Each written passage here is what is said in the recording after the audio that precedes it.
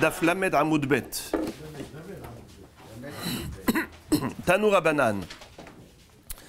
Israël she'amar la Lévi, Maaser yesh lecha beyadi. En chosheshin litrumat maaser shebo. Kor maaser yesh lecha beyadi, chosheshin litrumat maaser shebo. La Braïta, telle qu'elle est écrite, on a du mal à percevoir quelle est sa signification. Mais la Gemara immédiatement va nous l'expliquer. Alors d'abord traduisons. Israël she'amar la Lévi, Maaser yesh lecha beyadi. Un Israël qui aurait dit à Monsieur Lévi, sache que tu as des fruits chez moi. Je te dois le Maaser Rishon et les fruits sont déposés chez moi. En chosheshin litrumat Maaser shebo. Nous savons que le Lévi a lui-même un devoir de donner ce qu'on appelle Trumat Maaser. Qu'est-ce que c'est que Trumat Maaser?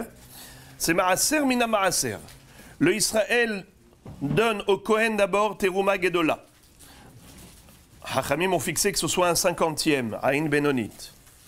Ensuite, il doit donner Maaser Rishon au Lévi. Ensuite, Maaser Sheni monte à Yerushalayim. Et parfois, le Maaser Ani remplace le Maaser Sheni.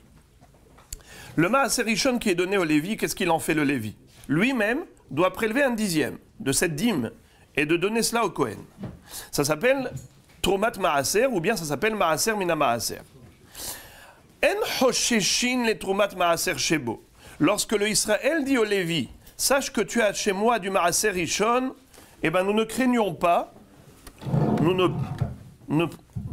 ne prend pas en considération le Trumat Maaser qu'il y a à l'intérieur.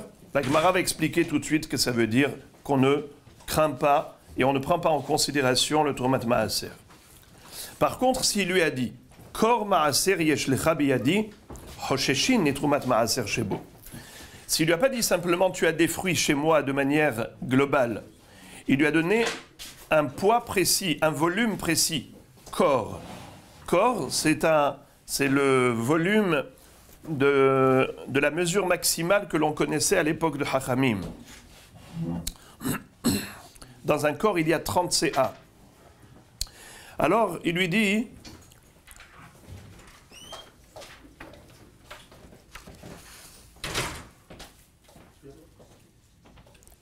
Kor Maaser yesh lecha biyadi, Hosheshim ni Trumat Maaser shebo. Dans ce cas-là, oui, on doit prendre en considération la Trumat Maaser et on doit craindre qu'il y a dedans Trumat Maaser. Maïka Amar, la Gemara demande quel est le sens de ce problème, de quoi tu me parles?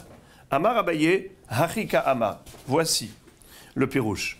Israël she'amar la Lévi, Maaser yesh lecha biyadi, vehelach damav, en hosheshin, shema'asao, terumat maaser al makom acher. Kor maaser yesh lecha biyadi, vehelach damav, hosheshin, shema'asao, terumat maaser al makom acher. Qu'est-ce que cela veut dire? C'est que, on l'a vu hier, qu'il était possible d'établir un deal, un arrangement avec le Lévi. Le Israël prête de l'argent au Lévi et il lui dit, au lieu de me rembourser, je vais moi garder le Maaser Rishon que je te dois. Je te dois Maaser Rishon, c'est des fruits, c'est énormément de fruits. Eh bien, tout ce Maaser Rishon, au lieu de le donner, je le garde en tant que remboursement du prêt. Donc c'est une possibilité que le Israël retienne avec l'accord du Lévi le Maaser Rishon qui devait le lui donner. Or maintenant, nous avons une autre situation, mais dans la même configuration. Il dit, écoute, monsieur Lévi, sachez qu'il y a chez moi à la maison du Maaser Rishon qui vous revient de droit. Est-ce que vous voulez bien me le vendre? Ça m'intéresse. J'ai des invités, j'aurai besoin de ces fruits, vendez-moi ça. Alors, nous dit la Braïta, il y a deux possibilités. Soit qu'il lui a dit, vous avez des fruits chez moi, sans lui donner la mesure, soit il lui a précisé la mesure exacte. Kor Maaser yesh lecha beyadi. Quelle est la différence? Dans le premier cas, il n'y a pas de problème. Dans le second, il y a un problème. Quand il lui a donné une mesure précise, nous craignons une chose. Laquelle? Que M. Lévi soit un mécréant, un impie, qui d'une part a reçu l'argent du Israël, il a reçu cet argent. C'est-à-dire l'Israël, il a acheté ses fruits. Bien sûr, pas cher, mais il les a achetés. Maintenant, ils appartiennent à qui? Hein? Parce que... Oui. Oui, mais puisque, comment il s'appelle, le Lévi a une clientèle sélectionnée. C'est-à-dire que le Lévi ne va pas trouver forcément des gens à qui vendre. Oui, mais c'est pas évident qu'il trouve quelqu'un qui est commerçant. Un commerçant trouve facilement des acheteurs. Mais quelqu'un qui n'est pas commerçant, pas évident qu'il trouve des c'est pas le... Oui, ça vous avez raison. La trouma, c'est beaucoup moins cher. Oui, mais quelqu'un, un homme, un individu qui a chez lui, moi j'ai des gâteaux, je vais chercher à les vendre. Je ne vais pas trouver d'acheteurs. Yarden, il trouve des acheteurs. Pourquoi? Tout le monde sait que c'est un vendeur. Mais monsieur Lévi n'est pas forcément vendeur. Il y a entre guillemets la menace de donner un autre Lévi. Hein? Il y a la menace entre guillemets de donner un autre Lévi. Exactement. Aussi. Voilà. Il y a également cette sélection au niveau du choix à qui donner les fruits. Tu ne veux pas me les vendre pas cher, eh bien je les vendrai à quelqu'un d'autre. Je les achèterai à quelqu'un d'autre. Je veux dire que la raison pour laquelle il peut y avoir une pression financière sur le vendeur. Le Lévi, maintenant, nous le soupçonnons de vouloir agir de manière vraiment terrible. Parce que d'une part, il a touché l'argent de ses fruits, et ensuite, il agit en tant que Lévi, qui a des fruits. Quel est le din? Un Lévi doit donner Trumat Maaser au Kohen. Maaser mina Maaser. Si ce Lévi a par exemple une tonne de fruits, il a reçu de partout des fruits. Il a une tonne. Combien il doit donner au Kohen? 100 kilos. 100 kilos. Il a dit, les fruits qui sont chez ce Israël, ce monsieur Israël qui lui a dit, tu sais, il y a chez moi 100 kilos pour toi. Qu'est-ce qu'il fait? Il dit, les 100 kilos qui sont chez monsieur Israël, qui me reviennent de droit, eh bien, ils seront terumat maaser pour les 900 autres kilos qui sont chez moi. Donc, non seulement qu'il a touché l'argent, non seulement qu'il a vendu, il a touché l'argent, mais il continue d'agir en droit de Lévi, et il dit, ces fruits-là me reviennent de droit, j'en fais du trumat maaser. Alors, la question, vous avez envie de poser la question de Rashi, je suis sûr. Rashi dit, mais attends, mais une fois qu'il a vendu ses fruits, ils ne sont plus à lui. S'ils ne sont plus à lui, comment est-ce qu'on peut imaginer et envisager cette possibilité que le Lévi transforme les fruits qui sont chez le monsieur Israël en Maaser Rishon pour acquitter les 900 kilos qui sont chez lui? Mais ça y est, c'est plus ses fruits. C'est pas 900 qu'il a chez lui, c'est 1000. En tout 1000. 900 chez lui et 100 chez le Israël. Il a compté, parce que toujours quand on donne Maaser, Mina Maaser, qu'est-ce que ça donne? J'ai 1000 kilos, je prends 100 Trumat Maaser, et les 900 restants, je les prends. Alors c'est exactement le même poids que nous avons. Alors, qu'est-ce qui s'est passé? Comment nous craignons? La Gemara nous dit, il faut craindre, Hosheshim, que peut-être le Lévi, ce rachat, qu'est-ce qu'il va faire? Il va transformer les fruits qu'il a vendus en Trumat Maaser. En Trumat Maaser. Et donc le Israël, il ne faut surtout pas qu'il mange. Il mange la terouma. Hosheshim. Alors, question. Comment est-ce qu'il a le pouvoir d'agir? À aucun moment, c'est lui appartenu. Chez Israël tout le temps. Oui. Alors, il faut dire... Comment il peut dire que c'est Trumat Maaser? Alors, il faut dire que c'est Makaré Kehuna. Hier, nous avions posé cette question. Comment est-ce qu'il peut, Birlal, considérer que c'est son remboursement? Mais il faut donner. Alors, on avait vu... Personne ne va le savoir. Oui, mais il lui a dit. Il lui a dit. Yeshlecha beyadi. Alors, Rashi dit quelque chose de très fort. C'est très difficile à comprendre parce que Rashi, entre guillemets, s'en mêle les pinceaux par rapport à cette kushia. Alors il dit d'abord, regardez Rashi, En Hosheshin, c'est un long Rashi au milieu de la page. En Hoshesh Israël ze, Shema, Leahar, Shemacharo, Levi, Asao Levize, Trumat Maaser, Al Maaser, Aher, Shayalo Bebeto. De Kevan de Loyada, Kama Yeshlo Beyado, ça c'est le premier cas où il ne lui avait pas annoncé la couleur de la mesure, Lo Avidle Trumat Maaser. Aval amarlo kor maaser yeshlecha beyadi venatanlo haddamim. Il lui a payé. Assur Israël ze le'echol hemenu. Le Israël n'a pas le droit de manger, car il se peut que le Lévi l'ait transformé en Trumat Maaser. Va felo ifrish Trumat Maaser la Kohen. Les fi heshbono. Haishinan, nous craignons. Shema, les ahar shekibel haddamim, après que le Lévi a reçu l'argent. Asao le kulan, Trumat Maaser, al tisha kurim sheshlo bebeto. Maaser hatavu li Trumat Maaser. Le Lévi, il avait 9 kurim chez lui à la maison de fruits qui étaient tevel, ce qu'on appelle tavoul, les trumat maaser. Il y avait une nécessité de prélever le maaser mina maaser. Des kevan de l'omachar, et là Rashi répond à la question. Rashi répond à la question implicite. Comment est-ce que Bichlal, le Lévi, a le pouvoir d'agir? Kevan de l'omachar, yachol ahzor ha-Lévi. Qu'est-ce que ça veut dire? Puisque le Lévi n'a pas fait Meshicha. Donc, c'est pas qu'il lui a... S'il y avait eu un va-et-vient, d'abord, concrètement, le Israël donne les fruits au Lévi. Il fait Meshicha. Une fois que le Lévi les a reçus, Gamarnou, c'est à lui, la mitzvah du Israël de donner les fruits au Lévi a été accomplie en bonne et due forme. Très bien. Maintenant, le Lévi, sciemment, en âme et conscience, veut vendre les fruits au Israël. Il les a vendus. Désormais, Nigmar Asipo.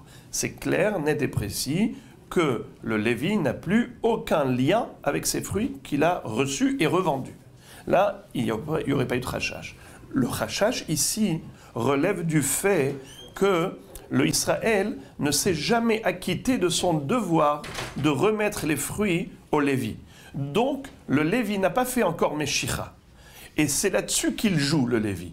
Étant donné qu'il n'a pas encore reçu en main propre les fruits, l'omachar, alors il a encore un pouvoir d'action sur ces fruits. C'est la raison pour laquelle il peut encore agir. Après, Rashi se pose une autre question. Rashi dit juste après, va palpi shehu birshuto shel Israël. C'est-à-dire, nous connaissons la règle kinyan hatzer. C'est-à-dire, quand moi je veux te vendre un objet, je le dépose dans ta maison, dans ta cour. Dès le moment où on s'est mis d'accord, moi je te vends, eh bien tu es acheteur, tu es client. Il n'y a pas de problème. Il n'y a pas besoin de faire un acte symbolique d'acte d'achat. Rien que l'accord verbal suffit. Pourquoi? Parce que c'est déjà déposé dans ton réchoute, toi l'acheteur.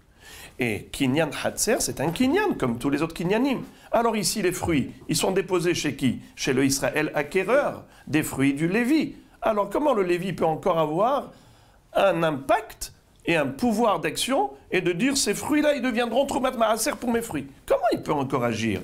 Hein? Il lui a réservé un endroit. Oui, mais il ne lui a pas donné ça. Ça, c'est dans la mesure, vous avez raison, c'est une chose qui est envisageable, mais là, il n'a pas voulu lui offrir. La Gemara dit, Afalpishu birshutot shel Israël, lo kanu lo ma'otav, de emat kanye hay levi, de likneye le Israël bekabbalat ma'ot. Et hilkach ki hazarbo ve'as'u trumat ma'aser, hal alav Hashem. Rashi Akadosh conclut et il enfonce le clou. Et il dit, là aussi, là encore, le Lévi a toujours un lien avec ses fruits. Il n'a pas coupé le cordon ombilical avec ses fruits. Pourquoi? Parce que le Israël n'a jamais fait l'acte de don des fruits au Lévi en main propre. C'est juste de l'abstrait. Oui, tu sais, tu es mon copain, je te les aurais donnés, c'est déposé chez moi, pour toi, yesh lecha me'akurim, c'est du blabla. Il lui a jamais rien donné. De ce fait, puisqu'il n'y a pas eu du va-et-vient concrètement, alors s'il lui avait donné par exemple, et ensuite il les a posés dans le hatzer, il n'y a pas de problème, kinyan hatzer. Mais ici, il n'y a pas eu ce va-et-vient. Ça a toujours été déposé chez le Israël qui n'a jamais donné ce fruit à monsieur Lévi. Alors c'est vrai, maintenant il a payé. Mais depuis quand l'argent c'est un kinyan? L'argent c'est pas un kinyan. Ma'ot enan konot, puisque l'argent c'est juste un moyen de séduire le vendeur pour qu'il accepte de me vendre. Mais l'acte symbolique, la transaction commerciale se fait par un acte symbolique. Et l'acte symbolique c'est pas l'argent. Il a dit Atou birshei askinan des chaklé damé ou meshavoulé trumat maaser. La Gemara dit, est-ce qu'on parle de Rechaim, franchement? Est-ce que la halakha est donnée par rapport à des Rechaim? Il touche de l'argent et ensuite il va transformer les fruits qu'il a laissés chez le Israël en terumat maaser. Il faut vraiment être un rachat. Et la halakha, généralement, ne prend pas en considération le risque qu'on ait des Rechaim. La Gemara dit, Ela marav meshar sheya bere de Rabbi hachika amar. Voici le hashash qu'il faut avoir. Israël, chez Amar le ben Levi, Maaser le avicha biyadi, vehelach damav, en hosheshin, sheme'asa o aviv, terumat maaser, al makom aher, kor maaser le avicha biyadi, vehelach damav, hosheshin, sheme'asa o aviv, terumat maaser, al makom aher. Alors là, on parle de l'héritier, Ben Levi. Le Lévi lui-même, je ne suis pas Hoshesh qui fasse volontairement une avera après avoir touché de l'argent, qui devienne un voleur et qui transforme tous mes fruits en trumat maaser. Ça, je ne crains pas. Ce que je crains, c'est autre chose. Quelqu'un qui agit innocemment. Comment? Le père, monsieur Lévi, est décédé. Moi, maintenant, je vais voir le fils. Et je dis au fils, tu sais, ton père, je lui avais dit qu'il a du maaser chez moi, qu'il attend. Maintenant, ce maaser, je voudrais te donner à toi comme héritier. Mais seulement j'en ai besoin de ces fruits. Tu veux bien me les vendre? Helach damav. Voici l'argent qui correspond. Vends-moi. Alors, il y a lieu de craindre une chose. Peut-être que le père déjà, quand le Israël lui avait dit « Tu as des fruits chez moi déposés », peut-être qu'à ce moment-là, ce monsieur, il a transformé ses fruits en trumat maaser. Et alors, on dit comme ça. Dans la mesure où il lui a dit clairement « Kor perot yeshlecha etzli » Kor maaser, c'est-à-dire une mesure précise, donc il sait combien il a. Il sait combien il a, il fait ses calculs. Moi, j'ai 9 kourim chez moi à la maison, un kor ici, un kor et maaser pour le reste, zetrumat maaser. Là, il y a un risque qu'en effet, il ait fait ça parce qu'il n'y avait aucune contre-indication. Pourquoi tu voudrais qu'il s'abstienne? Il est tout à fait dans ses droits, monsieur Lévi. C'est pas un rachat. Dans ce cas-là, il ne faut surtout pas acheter ses fruits de la part du Lévi, en disant « Monsieur fils Lévi, Ben Lévi, tiens l'argent, vends-moi ces fruits. » Parce que ces fruits, c'est possible qu'ils soient trumat maaser. Même lui, il n'a pas le droit de les manger. Le Ben Lévi, il n'a pas le droit de les manger, parce que peut-être son père, il en a fait de la trouma. Il faut le donner au Kohen. Mais si ce n'était pas des fruits dans une mesure précise, alors dans ce cas-là, il n'y a même pas de hashash. Puisque M. Lévi, avant de mourir, il ne savait même pas combien de fruits j'avais pour lui. Donc il n'est pas question qu'il les transforme en trumat maaser. Parce que trumat maaser, c'est maaser mina maaser. Mais s'il ne sait pas combien de fruits j'ai pour lui, comment il va pouvoir? Alors la Gemara dit, Vechin echshedu haverim litrom shelo mina mukaf. La Gemara dit, ce n'est pas possible. Même ce pirouche ne me convient pas.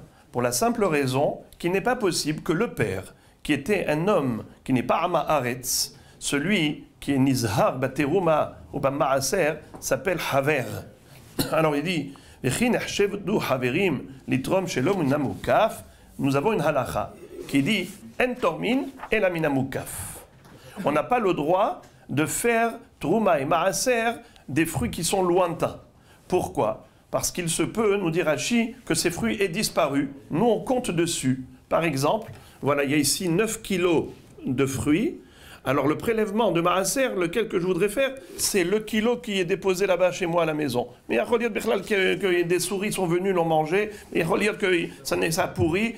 Sur quoi tu comptes? Sur quelque chose que tu imagines? Non, non, non. Il faut du concret, du sûr et certain. Alors il faut que ce soit moukaf. Moukaf, ça veut dire moukash, à côté, collé, un à côté de l'autre. En tormin et la mina moukaf, et pas de quelque chose qui est éloigné. Alors, de ce fait, comment tu peux soupçonner que le père, avant de mourir, il aurait transformé les fruits qui sont déposés chez le Israël à son intention, il les aurait transformés en quoi? En maaser mina maaser, en troumat maaser. Et par conséquent, tu dis maintenant, attention, il ne faut pas les manger parce que c'est peut-être la terumat maaser. Mais je ne crains pas une chose pareille, car le père, qu'est-ce qu'il était? Un homme bien. Et un homme bien, haver, il ne fait pas des bêtises. Il sait très bien, il connaît la halakha, que en tormin chez l'homme inamokaf. On n'a pas le droit de faire des prélèvements par rapport à des fruits qui sont lointains. Alors la Gemara répond, Et là, Marav Hashi, Hachika Hamar. Donc le sens de la Baraïta, le voici, il faut donner un troisième pirouche. Troisième explication pour cette Baraïta. Ben Israël, chez Amar le Lévi, Kach Amar li Abba, Maaser lecha biyadi, Maaser le avicha biyadi, Hosheshin nitrumat Maaser shebo. Maintenant, c'est le contraire. C'est qui est décédé? C'est le Israël. Le père de ce monsieur Israël. Ben Israël, qui a hérité des fruits de son père, monsieur Israël, il vient voir le Lévi, ou le fils de Lévi. Amar le Lévi, Kach Amar li Abba, Maaser lecha biyadi. או מעשר לאביך בידי, חוששים לתרומת מעשר שבו. כיוון דלא קיץ, לא הווה מתקן לבעל הבית. קור מעשר לך בידי, או קור מעשר לאביך בידי, אין חוששים לתרומת מעשר שבו. כיוון דקיץ, תקונה תקנה בעל הבית. Qu'est-ce que ça veut dire? Alors là, on est carrément dans une svara la kula, les hefer. Là, maintenant, on arrive à une kula, c'est-à-dire, lorsque M. Israël est décédé, nous disons que certainement, avant de mourir, il a effectué tous les prélèvements nécessaires. C'était un tzaddik, comme tout juif, ve'amer kulam tzaddikim. Et par conséquent, il a certainement effectué pas seulement les prélèvements dont il était, lui, obligé d'accomplir, tels que Teruma et Maaser, mais même la Terumat Maaser, il a dû certainement déjà la prélever. Il peut la faire à la place du Lévi. Exactement. Il ne vole pas la mitzvah. Exactement. On va voir ça tout de suite dans quelques minutes. À savoir que non seulement les prélèvements qui lui incombaient, il s'en est certainement acquitté, il a assumé son rôle, son devoir, mais même il a anticipé. Je présume qu'il a anticipé, c'est-à-dire qu'il a effectué les prélèvements que M. Lévi aurait dû effectuer. Lui, étant très vigilant en matière de mitzvot, scrupuleux, il dit, je ne vais pas attendre de donner au Lévi son maaser et que lui fasse son prélèvement de Troumat Maaser, de donner la dîme de cette dîme au Kohen. Moi, je vais prélever la dîme de cette dîme, je vais la donner au Kohen, déjà à sa place. Il n'a pas été nommé Shaliach pour ça. Alors, on va voir. Vous avez vu lorsqu'on a envoyé Shaliach? Bonne question, Hazak. Alors, on va y arriver. Donc, premièrement, ce que nous dit la Braïta. Quand est-ce que Monsieur Israël il donne à M. Lévi du maaser, et M. Lévi peut manger le maaser tranquille. Il n'a même pas besoin de prélever maaser, mina maaser, il peut manger comme ça les fruits. Comment ça? Mais tu dois prélever la troumat maaser au Kohen d'abord. C'est très très grave, il mange du tevel sinon. Non, c'est pas du tevel. M. Israël, il a certainement déjà prélevé. Par contre, s'il ne lui a pas donné la mesure, il n'avait pas dit à son fils, Kor Yeshli Bishvela Lévi. Il lui a dit juste des fruits. Donc ça veut dire que lui-même, le père, n'était pas bédiouk, lui-même n'était pas précis. Donc certainement qu'il n'a pas prélevé le maaser mina maaser. Alors de ce fait, Monsieur Lévi, quand il reçoit ses fruits, il faut qu'il prélève. Parce que l'okaïtz, il ne lui avait pas donné une kitzva, une mesure précise. La Gemara maintenant pose votre question. Vechi yeshlo reshut le baal habayit litrom terumat maaser. Qu'est-ce que ça veut dire ça? Il le court-circuite. Comment le Israël a le droit d'anticiper et de prélever non seulement la terouma et le maaser qu'il doit au Kohen et au Lévi, mais il donne maintenant même à la place du Lévi au Kohen. Elle est bonne celle-là. Tu n'as même pas encore donné au Lévi que déjà tu donnes au Kohen ce que le Lévi doit lui donner. Mazé, de quel droit tu agis? Et la Gemara de répondre surprenante. Oui. Abba el-Hazar Rabbi el-Hazar ben Gamlahi. C'est qui l'auteur de cette opinion qui dit qu'il peut? C'est Abba el-Hazar ben Gamla. Détania. Abba el-Hazar ben Gamla Omer. Venechshav lachem terumatrem. Kadagan mina goren. Chamelea mina yekev. De quoi parle ce pasouk? Ce pasouk-là nous parle de la terumat maaser et de la terouma. On va voir tout de suite. La terouma, vous savez de quoi on la donne? Terouma et maaser, on prélève des céréales et du vin et de l'huile d'olive. Alors, Abba el-Hazar ben Gamla Omer, Venechshav lachem terumatrem, bishte terumot akatuv medaber. Je passe au Daf Lamed Aleph. Aha teruma gedola, ve aha terumat maaser. Keshem sheteruma gedola nitelet beomed ou bemachshava, car terumat maaser nitelet beomed ou bemachshava. Ou keshem sheyesh lo reshut lebaal habayit litrom teruma gedola, car yesh lo reshut lebaal habayit litrom terumat maaser. La Torah, selon Abba El-Hazar ben Gamla, elle fait un hekesh, une juxtaposition pour comparer, pour une analogie entre les deux notions, Teruma Gedola et Terumat Maaser. Le Baal Habayit, le Israël, qu'est-ce qu'il donne au Kohen? Teruma Gedola. Qu'est-ce qu'il donne au Lévi? Maaser. Maaser Rishon. Le Lévi, lui, qu'est-ce qu'il doit donner au Kohen? Terumat Maaser, qui est Maaser Mina Maaser. Là, la Torah a juxtaposé dans ce pasouk deux notions. La Teruma Gedola avec la Terumat Maaser. Venechshav lachem terumatrem. Regardez Rashi, s'il vous plaît, Bishte Trumot. Bishte Trumot, le premier Rashi de la page d'Aflamed Aleph. Bishte Trumot.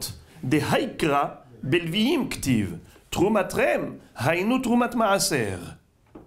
Kadagan Minagoren. Hainu Teruma Gedola. Reshit Dagan. Chez Israël Mafrish Migorno. Vehikisha Katuv. Trumat Maaser, li Truma Gedola. La Torah, quand elle a écrit Venechshav lachem terumatrem kadagan minagoren vechamelea minayekev, si je traduis littéralement, Venechshav lachem terumatrem, elle sera considérée votre teruma comme les céréales de la grange et comme les raisins mûrs du yekev, du pressoir de raisin. Alors, qu'est-ce qu'elle veut dire la Torah par là? La Torah, elle me dit Trumatrem kadagan. Dagan fait allusion au digun, fait allusion à la teruma gedola qu'on donne au Kohen, que l'Israël donne au Kohen. Trumatrem, c'est qui? À qui il s'agit? À qui on parle ici? Au Lévi. Vous, Lévi, votre truma, le maaser mina maaser que vous devez donner au Kohen, sera considéré comme le dagan mina gorem et comme melea mina yekev. C'est-à-dire, le din de Trumat Maaser est comparé au din de Truma Gedola. Par rapport à quoi on veut les comparer? Eh bien, chacun a un élément à apprendre de l'autre. Premièrement, le Trumat Maaser, qu'est-ce qu'il apprend de Teruma Gedola? Il apprend deux halachot, Omed et Marshava. Le pasuk, Dehai Krabil Vim Ktiv. Ouais, c'est ce que dit Rashi. Alors maintenant, quels sont les deux éléments qui figurent dans Truma Gedola? Et maintenant, on est en train d'appliquer également à Trumat Maaser par comparaison, par analogie. C'est quoi? Omed et Marshava. Venechshav lachem trumatrem. C'est-à-dire qu'on n'a même pas besoin de faire l'acte du prélèvement. Juste, je regarde à droite et je mange à gauche. Je dis, voilà, bitzfono, là-bas dans le tsafon du tas de fruits, je voudrais prélever un cinquantième des fruits qui se trouvent là, ici. Ce que je regarde ici de mes yeux, ça c'est Truma Gedola.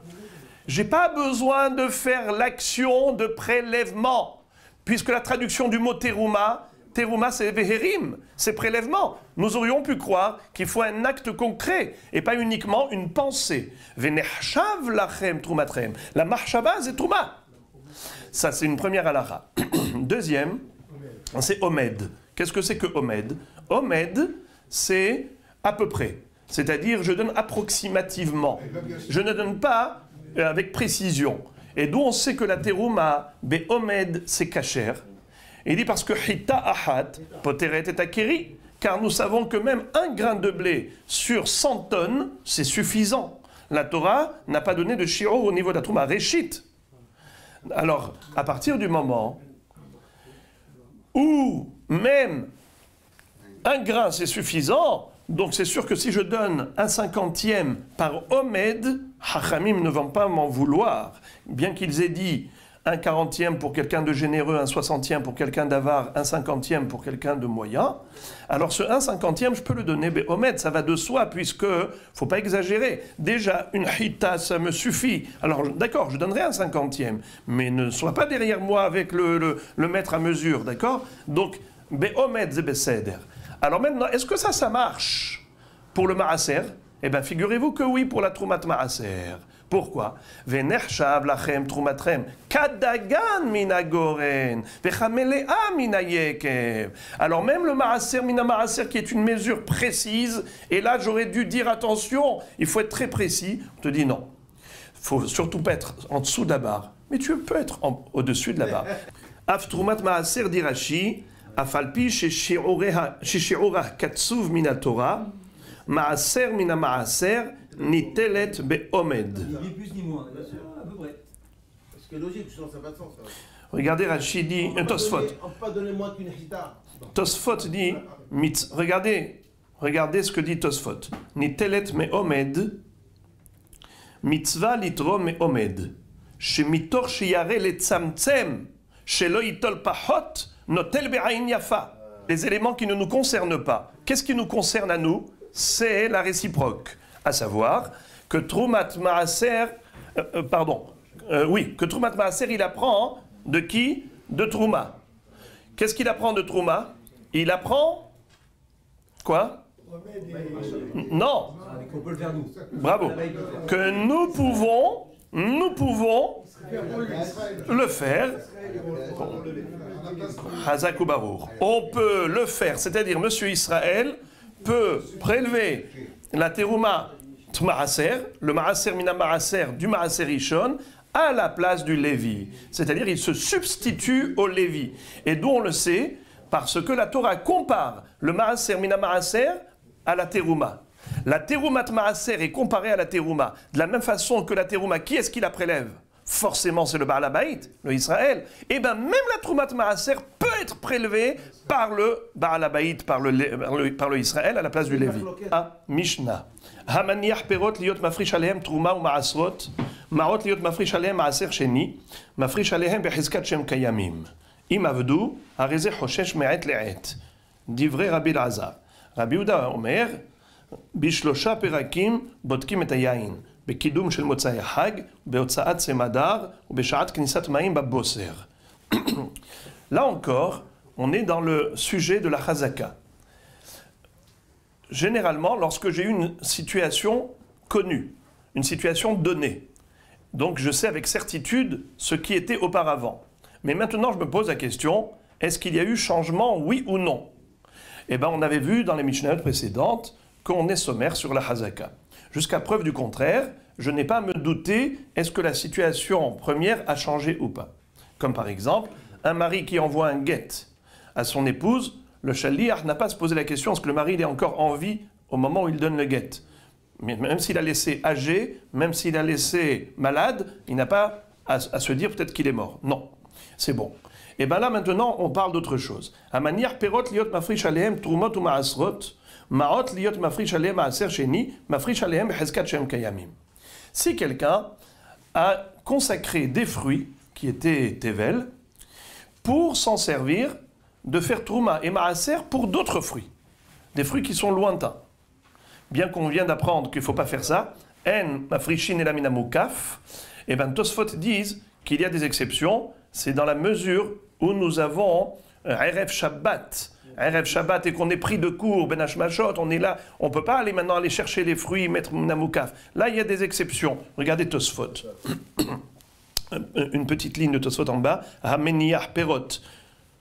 Liot mafrish. Alehen, be'erve Shabbatot v'yamim tovim aire, deshari shelo minamukaf. Mais, selon Rashi, qui avait expliqué précédemment que la raison pour laquelle il faut être mafrish minamukaf, c'est parce que nous craignons que les fruits aient disparu. Parce que c'est pas mishtamer. Regardez, Rashi disait Maaser le avicha biyadi mukaf samour asur le tu vois chez Shli Makomploni te truma alzu shema beota sha'a ena ba'ayin ve'im asa asouy. C'est-à-dire que Rashi nous donne la raison. C'est-à-dire que pourquoi Hachamim ont dit qu'il ne faut être torem que minamukaf, on ne peut prélever la terouma que si les fruits sont à côté, c'est parce que nous craignons que ces fruits sur lesquels tu comptes, peut-être qu'ils ont disparu. Mais si tu les as mis dans un coffre-fort, tu sais que avec certitude que ça ne peut pas disparaître. Eh bien, selon Rashi, il y a des possibilités d'être Torem Afilo chez l'Ominamukaf. Et c'est de cela que parle la Mishnah ici. La Mishnah nous dit, dans la mesure où il n'y a pas le Issour d'être Torem chez l'Ominamukaf, jusqu'où je peux compter, jusqu'à quand je peux compter que ces fruits existent. Amaniach perot liot mafrish alem truma ou maasrot, ou bien maot, de l'argent. Liot mafrish alem maaser sheni.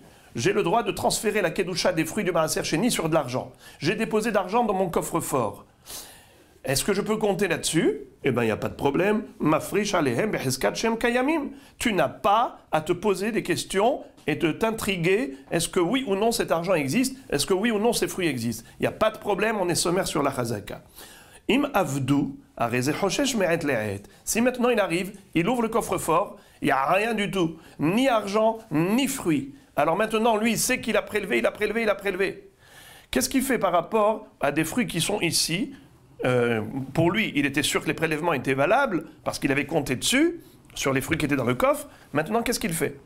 Jusqu'où il est Hoshesh? Alors on nous dit comme ça, Hoshesh me'et le'et. D'ivrei Rabbi Lazar. Alors, très bien. Me'et le'et, c'est toujours 24 heures. Mais la Gemara, on va voir ici une discussion. Est-ce que Me'et le'et, ça veut dire les dernières 24 heures ou bien les premières 24 heures? C'est-à-dire depuis le moment où il avait laissé les fruits là-dedans, alors il sait que pendant 24 heures c'était bon, mais après 24 heures, c'est en safek, donc il faut tout refaire. Il faut refaire tous les prélèvements par rapport aux fruits qu'il a sous la main. Ou bien on dit non. Me'et le'et, jusqu'aux dernières 24 heures, on présume que tout était bon. Ce n'est que les dernières 24 heures qui sont problématiques. J'ouvre une parenthèse, c'est que normalement, même ces 24 heures, on ne doit pas se poser la question. C'est-à-dire que si je suis sommaire sur la Chazaka me dit que quoi? Que jusqu'à preuve du contraire, tout allait bien. Donc, pour moi, ce n'est que depuis maintenant que je devrais me prendre en considération le problème. Pas avant. Donc, de ce fait, les 24 heures, c'est Midera Banane. Donc ça fait que de Raïta, là, ici. C'était belle. Oui, mais un Safek d'Oraïta, la Hazaka, elle tranche dans le Safek. Hazaka, Torah, Samcha, la Hazakot. On a du Mikvé qui manque. Et on est sommaire sur Hazaka. C'est-à-dire que la Hazaka, c'est. On se met à Hazaka, la dernière fois qu'on a vu qu'il y avait. Bravo. Exactement. Mais là, la dernière fois qu'il a vu qu'il y avait les pérottes, c'était au moment où il a mis dans le coffre. À ce moment... Donc on remonte jusqu'au moment où il a mis dans le coffre. À ce moment-là, j'avais la certitude. Maintenant, j'ai un Safek et je me pose la question, depuis quand ça a changé? Alors, mon Safek, il est, depuis quand ça a changé? Quand j'ai un Safek, je suis sommaire sur la Chazaka Kodemet. Alors, la Gemara dit, Rabbi Yehuda Omer, Bishlosha Prakim Botkim et Hayayin, Bekidum Shel Motzai Hag, ou Behotzaat Semadar, ou Bishat Knisat Maim Babboser. C'est-à-dire, moi j'ai du vin. Je voudrais prélever la terouma el maaser de ce vin en Eretz Israël. Mais j'ai du vin que j'ai mis dans un bord duquel je me sers à chaque fois pour faire la terouma et le maaser. D'accord? Alors ce vin-là, je compte qu'il est là. D'accord. Mais peut-être qu'il est devenu vinaigre. Peut-être que le vin est devenu aigre. Et si c'est du vinaigre, c'est plus du vin. Eh bien, je ne peux pas être ma friche. Pour le vin, pour acquitter le vin, être ma friche du vinaigre. Le chometz n'est pas poter le yaïn. De ce fait, je me pose la question. Ah, très bien. Alors on me dit comme ça. Bishlosha perakim, à 3 moments de l'année. Botkim et yaïn, faut vérifier le vin. S'il n'est pas devenu vinaigre. Bekidum shel motzai hag. Kidum, ça veut dire kadim. Ruach kadim. Le vent d'Est, lorsqu'il souffle, motzai sukot. Hag en général dans la Mishnayot, c'est Sukkot. Alors le vent d'Est qui souffle au début de l'automne, après Sukkot, c'est un vent d'Est qui est dangereux, qui peut transformer le vin en vinaigre, à moi donc d'examiner, de tester pour m'assurer. Ensuite, Beotsaat Semadar. Otsaat Semadar. Lors de la vendange prochaine, nous avons une culture de raisin. Les arbustes du vignoble ont commencé à fleurir. Après que la fleur est tombée, qu'est-ce que je trouve? Des petits raisins, des grappes, des sémadars. Sémadars, ce sont les bourgeons de raisin, ces petits raisins. Alors à ce moment-là, c'est le zman Number 2, de vérification du vin qui est dans le bord. Est-ce qu'il n'est pas chometz ou pas? Troisième zman, Beshaat Knisat Maim Baboser. Troisième zman, c'est lorsque l'eau rentre dans le bosser. Bosser, c'est le raisin lorsqu'il a atteint le volume de Ful Halavan, une petite haricot blanc ou fève blanche. Alors, ce shi'our-là, c'est un shi'our où le raisin, à peine il commence à avoir de l'humidité, mais suffisamment de quoi pouvoir presser.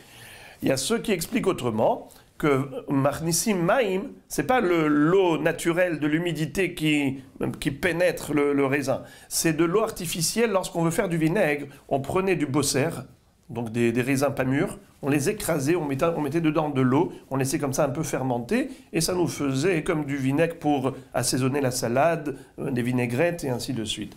Alors Rashi, Beshaat Knisat Maim la bosser, כשהם כפול הלבן נקראים בוסר, וכשהלחלוחית נכנסת וגדלה בתוכו, שיכול לעצור מהם כלשהו, היינו כניסת מים. Que je peux presser et avoir un peu d'humidité, ça s'appelle בוסר. כניסת מים. לישנה חרינה, היו קודשים ענבים כשהם בוסר, ונותנים לתוכם מים, ונעשים חומץ לטיבול, pour assaisonnement. גמרא, מים מעת לעת. Qu'est-ce qu'on appelle Qu'est-ce qu'on appelle Me'et Le'et, les 24 heures? Rabbi Yochanan Amar, Me'et Le'et shel Bedika, Rabbi Elazar ben Antigenos Omer, Mishum Rabbi Elazar Barbi Yanai, Me'et Le'et shel Hannaha. C'est exactement la marloquette qu'on a citée tout à l'heure. Selon Rabbi Yochanan, les 24 heures, c'est depuis la dernière Bedika. Depuis le moment où tu as eu la certitude que les fruits étaient là, tu comptes 24 heures. Pardon, excusez-moi. Bedika, c'est aujourd'hui.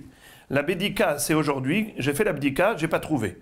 Alors, rétroactivement, 24 heures avant, je dis que les fruits étaient encore certainement... ils n'étaient plus là. Mais avant les 24 heures, les fruits étaient là. Je peux compter sur la présence des fruits et tous les fruits que j'ai ici de Tevel, je peux compter que c'était Merossar et Troumatan Trouma. Pourquoi? Parce que jusqu'aux dernières 24 heures, c'est sûr que les fruits étaient dans le coffre-fort. Rabbi Elazar Barbi Yanai dit non. Me'et le'et shel hanaha. Depuis le moment où tu as déposé dans le coffre tes fruits, eh ben, tu peux avoir la certitude et la présomption que c'est resté pendant 24 heures par la suite. Mais après ces 24 heures, tu as toutes les bonnes raisons de croire que ça a peut-être disparu. Et par conséquent, tu dois refaire tous tes marasrot. Tenan. La Gemara va poser une kushia sur Rabbi Elazar Barbi Yanai qui vient de dire que c'est les derniers Me'et Le'et, que uniquement Me'et Le'et, première 24 heures, c'est bon. Mais après les premières 24 heures, ce n'est plus bon. Kushia. Tnan im avdu hareze hoshesh Me'et Le'et. Bishlama leman de amar. Me'et Le'et shel bdika shapir. Ela leman de amar. Me'et Le'et shel anaha. Hay Me'et Le'et. Ad Me'et Le'et mi ba'ele. Kashia. Il a dit le lachon de la Mishnah ne correspond pas à celui qui dit, par rapport à celui qui dit que Me'et Le'et shel anaha. Donc on aurait dû dire jusqu'à quand c'est bon? Ad Me'et Le'et. N'est-ce pas? Ad Me'et Le'et. Jusqu'à. Or quand tu me dis Me'et Le'et Hoshesh, ça veut dire c'est les dernières Me'et Le'et et non pas les premiers. Parce que sinon, si le Me'et Le'et ça veut dire que tu comptes dessus que c'est là, il fallait dire Ad Me'et Le'et. C'est une couchée à laquelle la Gemara n'a pas de réponse. Ensuite, d'Ivrei Rabbi Elazar. Amar Rabbi Elazar. Ditna Rabbi Elazar. Halukim alav haverav al Rabbi Elazar. Il y a deux Rabbi Elazar. Il y a Rabbi Elazar ben Shamoua qui est un Tana, et il y a Rabbi Elazar ben Pedat qui est un Emora.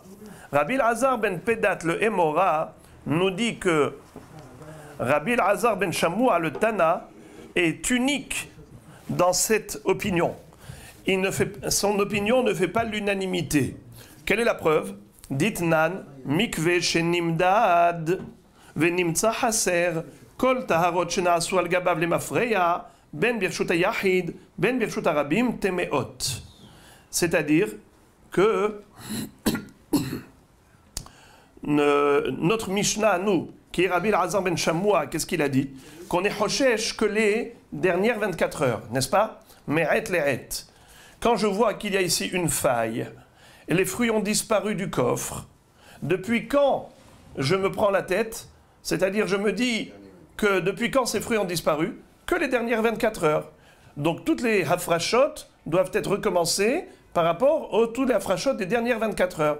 Mais tous les prélèvements qui ont précédé le meret le'et, le dernier 24 heures, eh ben c'est bon, c'est valable. Alors Rabbi Elazar ben Pedat nous dit que Rabbi Elazar ben Shamoua qui a dit ça, il est unique en son genre.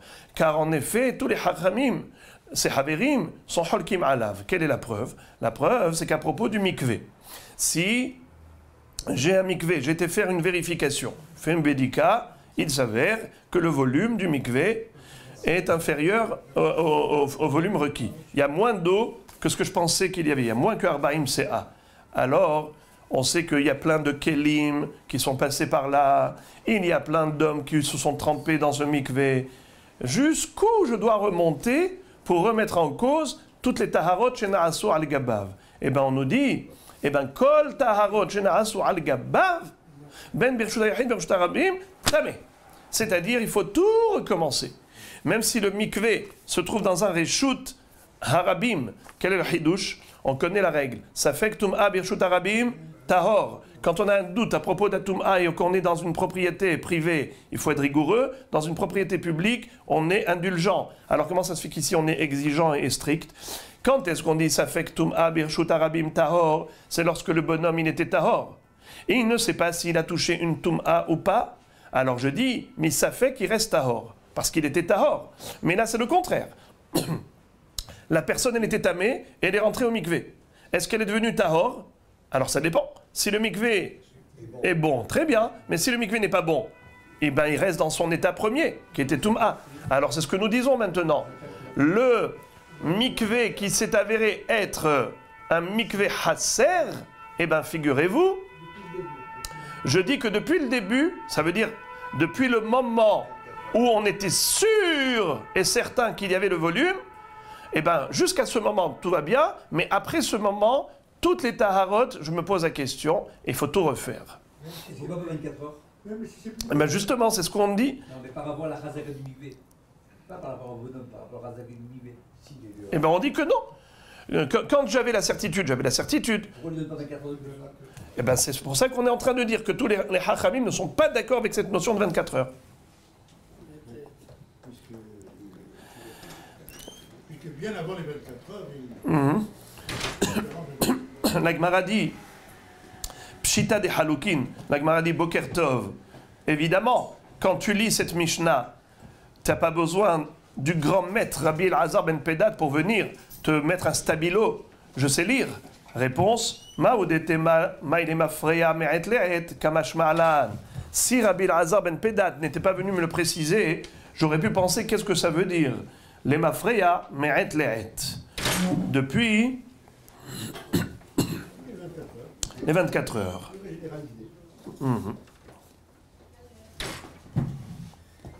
C'est-à-dire que les mafreya ici, ça veut dire les gamré, et pas uniquement me'et le'et. Rabbi Oda Omer, Bishlosha prakim botkim et ayayin.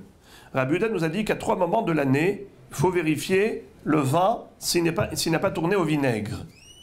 Tana, Bekidum shel motsae ahag shel tekufa. La Braïta nous précise que le vent d'Est qui a soufflé pendant Sukkot, après Sukkot. La Braïta nous dit, pas simplement après Sukkot, shel tekufa. Qu'est-ce que ça veut dire shel tekufa? Le mot tekufa, ça veut dire une saison. Il y a 4 tekufot dans l'année. Il y a 4 saisons dans l'année. L'automne, l'hiver, le printemps, l'été. Nous savons que les saisons, elles sont liées non pas au mois lunaire, mais les saisons sont liées à l'année solaire. Donc l'année solaire est de 365 jours et 6 heures. L'année lunaire, elle est de 354 jours.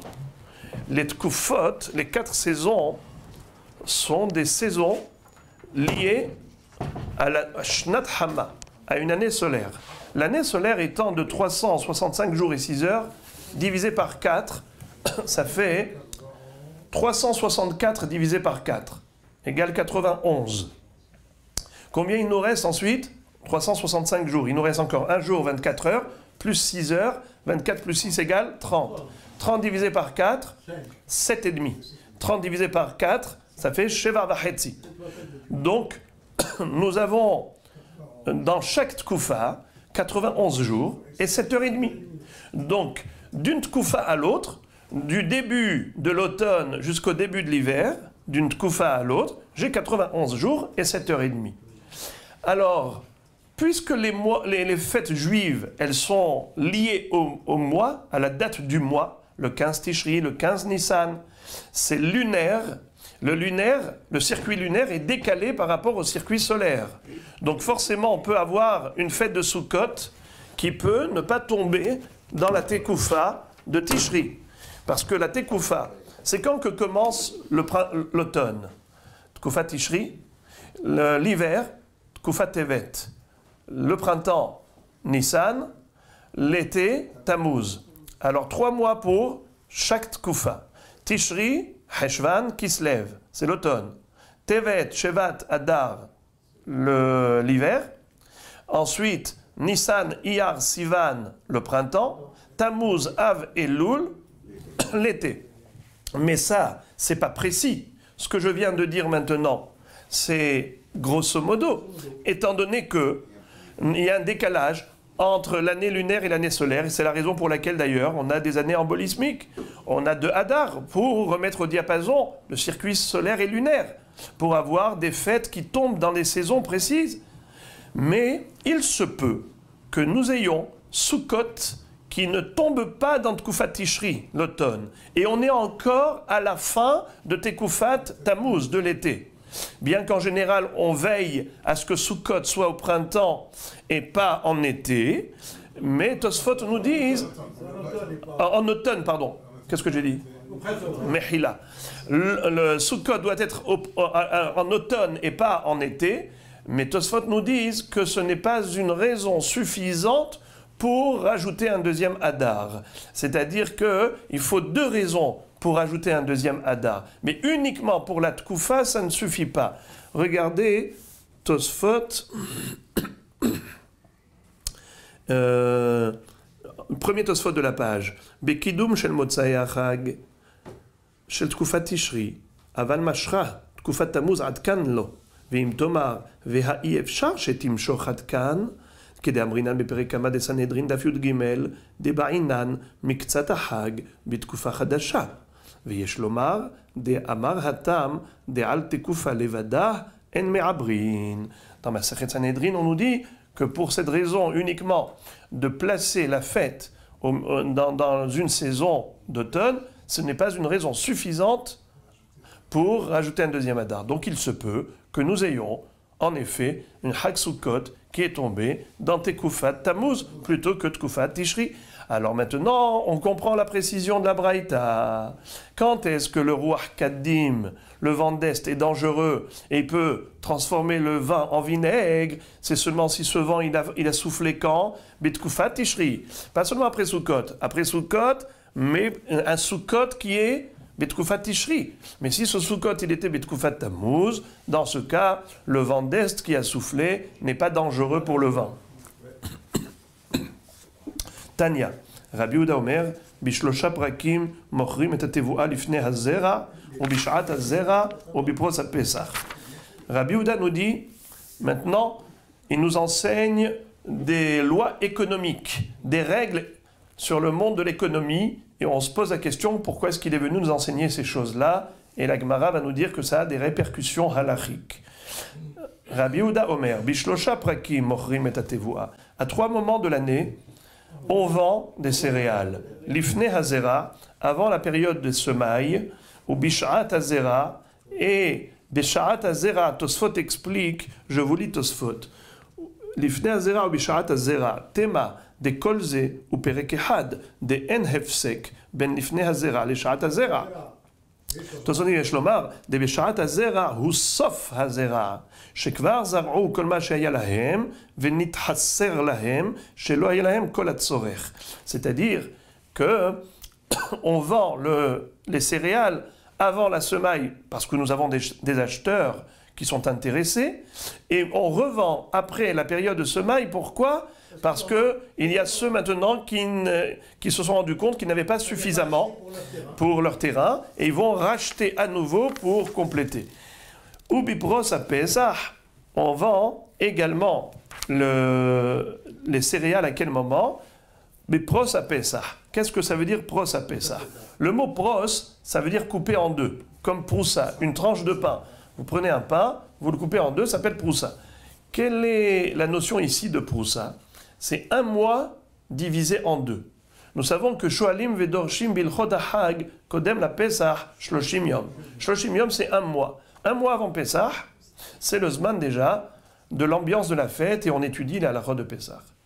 On divise cette période en deux, ça nous fait 15 jours et 15 jours. Alors que veut dire ici bipros à Pesach? C'est Rosh Chodesh Nissan qui tombe 15 jours avant Pesach. C'est également un zman de vente de blé. Pourquoi on vend le blé à ce moment-là? Bravo. Pour fabrication de matzot, pour la fête, puisque les gens maintenant vont devoir fabriquer beaucoup de matzot pour la fête. Qu'est-ce qu'ils vont manger toute la fête? Ensuite, il nous enseigne encore une règle économique. Ubishlosha brakim, mochrim et ayayin, bipros à Pesach, ou bipros à Atzeret, ou bipros à Chag. Donc on va vendre le vin 15 jours avant Pesach, 15 jours avant Shavuot et 15 jours avant Sukkot. Les gens achètent pour Yom Tov. Veshemen me'atzeret vailach. L'huile s'est vendue après Shavuot. Les Maïlcheta, la Gemara dit, quelle était la nécessité de nous enseigner toutes ces règles? En quoi ça nous concerne, à nous, juifs, qui cherchons à étudier la Gemara pour la halakha? Amarava, vete marav papa, les choutafines. Rava, certains disent que c'est Rav Papa qui a dit que c'est nécessaire pour les lois de choutafim. Deux associés. Rashi explique les choutafim chez En Ehad, Yachol Limkor, chez Lomidat Havero, Chutz Liprakim Halalu. Aval Biprakim Halalu, Eno Tzarich Limalech, Ve'im Machar Venityaker Hasha'ar, Le'achar Azman, En Alav Klum. C'est-à-dire, normalement, deux associés se doivent de se concerter par respect l'un pour l'autre, puisqu'ils sont propriétaires à 50% chacun des parts. Donc c'est tout à fait normal que toute transaction commerciale relative à leur propriété en commun doit se faire sur la base de leur accord commun. Or, s'il y en a un qui a court-circuité l'autre, et il s'est permis de vendre sans même se concerter avec son associé, est-ce que c'est bon ou pas bon? Alors déjà bon et pas bon, dans le sens où il ne peut pas lui dire « écoute, on va annuler la vente et tout ça ». Non. Mais il peut avoir une tarahomet. Tarahomet, c'est-à-dire lui en vouloir. Il a une réclamation à son égard et il lui en tient rigueur. Et à juste titre. Mais attention, pour que cette tarahomet, cette réclamation soit valable et qu'elle ait son droit d'être, c'est uniquement dans la mesure où l'autre était en tort. C'est-à-dire qu'il a vendu à des moments où il ne fallait pas vendre. Parce qu'à cause de ça, voilà maintenant qu'il a été lésé. Il a vendu à perte. Tandis que s'il a vendu dans ces trois prakim, dans ces trois zmanim, qui correspondent à la période normale, il n'a même pas besoin de lui demander son autorisation, étant donné que c'est le zman. Et même si après, il s'avère que Haval qu'il a vendu, dommage, après le prix a augmenté, ils auraient pu gagner beaucoup plus, et maintenant il lui en veut, il n'a pas le droit de lui en vouloir. Même la taromet, il ne doit pas en avoir. Tosfot, les choutafin, Piresh Rach, Verabenotam, qui ha de amar berisham kabel, hane betre, de avud iska, bahade hadade, veravah. Ve amar le had le havre, ta veniflog. Amar le idach, narviach tfe. Dinavu de meakev, vehashta, עד זה הזמן יכולים לעכב, ואז ימכרו ויחלוקו, וכן לכל דבר יש זמן. Imaginons que un des associés veut rompre l'association. Il a dit Taveniflog. Allez, on partage, Nigmar. Ve'amar le idach narviach tfe. Dina ou Demerakev. Si l'autre il lui dit attends, jusqu'à ce que. Parce que comment tu voudrais qu'on partage? Qu'on vende et qu'on se partage l'argent? Mais non, si on vend maintenant, on va perdre. Il peut l'empêcher et lui dire non, tu attends. Mais jusqu'à quand il peut le reporter pour le partage de cette association? Jusqu'au Zman qui est propice pour une vente bénéfique. Premier Zman. Jusqu'au premier Zman. Et maintenant, la Gemara, puisqu'elle a parlé du vent d'Est, elle va nous parler de ce sujet. Mais avant cela, d'abord on termine. Mikan vailach mai, amarava kol yoma pirkehu.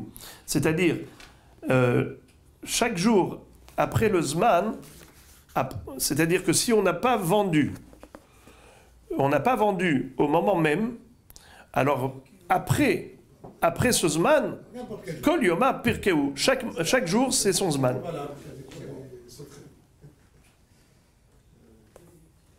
Ok. Maintenant, parlons de la Haggadah. On va changer complètement de la halacha. On va passer à la Haggadah. Ça fait longtemps qu'on n'a pas vu de Haggadah. On va parler du vent d'Est.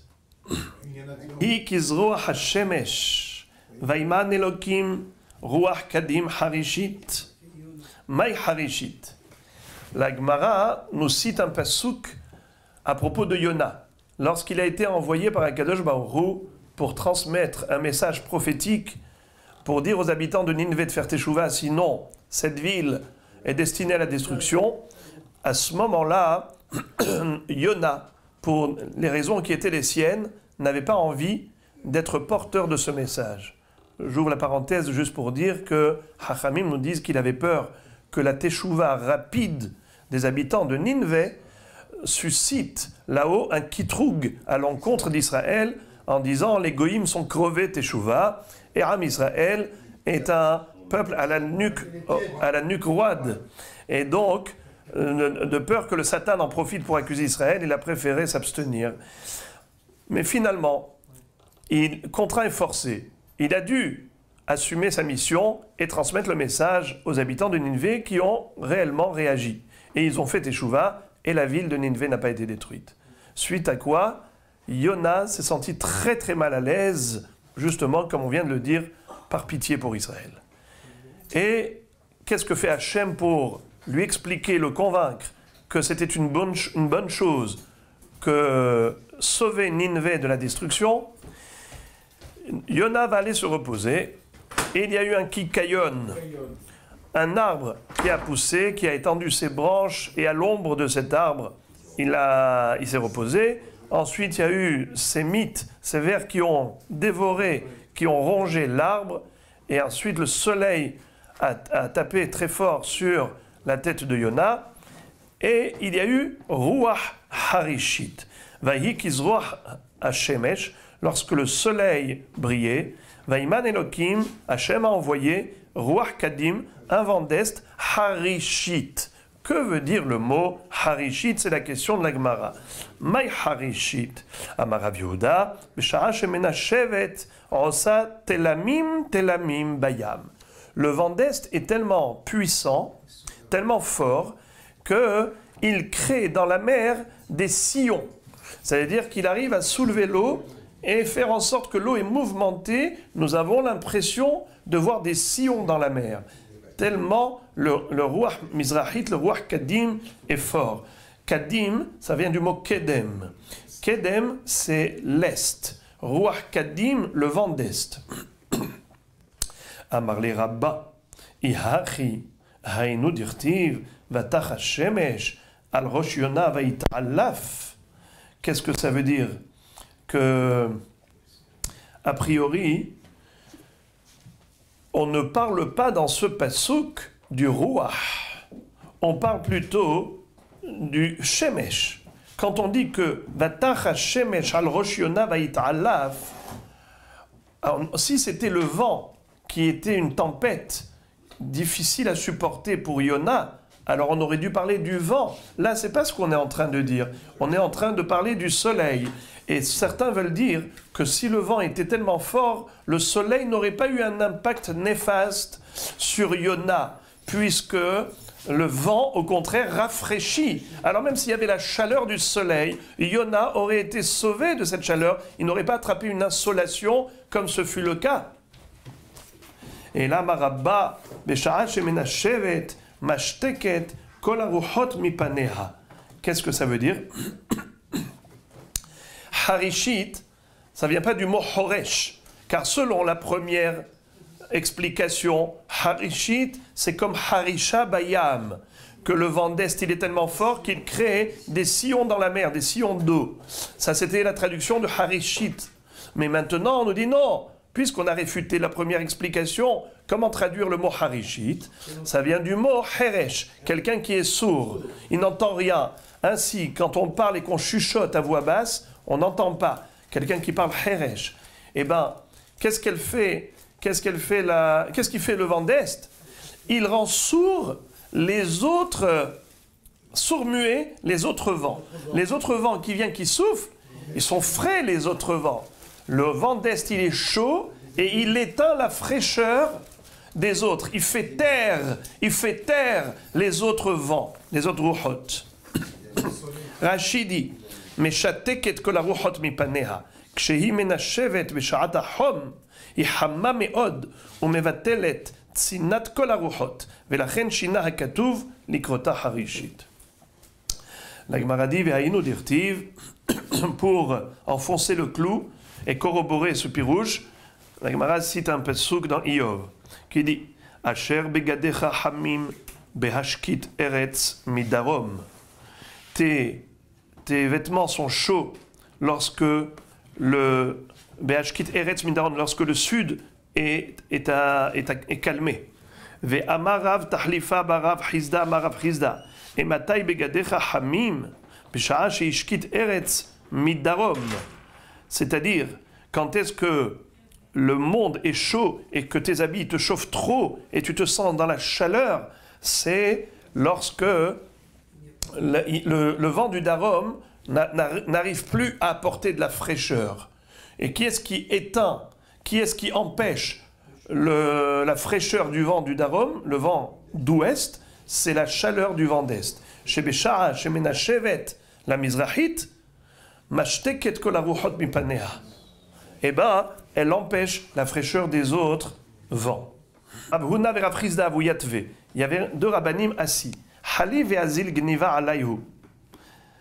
Il y avait un homme qui s'appelait Gniva, qui est passé devant eux. Amar had le havre, l'un a dit à l'autre, Nikum mikame de bar orianu, levons-nous de devant lui pour le respecter, c'est un ben Torah. Amar le idach, l'autre lui a dit, Mikame palgaan nikum, veux-tu qu'on se lève de devant un homme querelleur, un homme qui aime les mahloket et les disputes, parce qu'on sait que Gniva, il était très méchant envers Mar Okva. On avait appris dans Daf Zayin une histoire terrible à propos de Mar Okva et de Gniva. Au point où Mar Okva avait envoyé une lettre à Rabbi Elazar en lui disant Bnei Adam omdim alay ou biyadi le mosram la malchut v'ani lachol amod bahem. Alors c'était Gniva. Le pauvre, il a mal fini. Netanohu le Gniva bakolar. Il a été finalement exécuté par le royaume romain, babylonien. Et là, nous voyons que, comment il s'appelle, les rabbanim ont dit à propos de Gniva, il y en a un qui a dit, levons-nous de devant lui, parce que c'est un ben Torah, il a des connaissances encyclopédiques. L'autre a dit non, c'est quelqu'un qui n'a pas de bonne midot, il aime la dispute. Adehachi ata ihu le gabayu. Alors au lieu que ce soit eux qui viennent vers lui, c'est lui qui est venu vers eux. Amarlehu b'may askitu, dites-moi de quoi vous parlez, quel est votre sujet, votre débat. Amroule beruchot, on est en train de parler des vents. Amarlehu, achi amarav hanan barava amarav, arba'a ruchot menashevot bechol yom. Veruach tzfonit menashevet im kulam, sheilmale ken en ha'olam mitkayem afilu sha'a achat.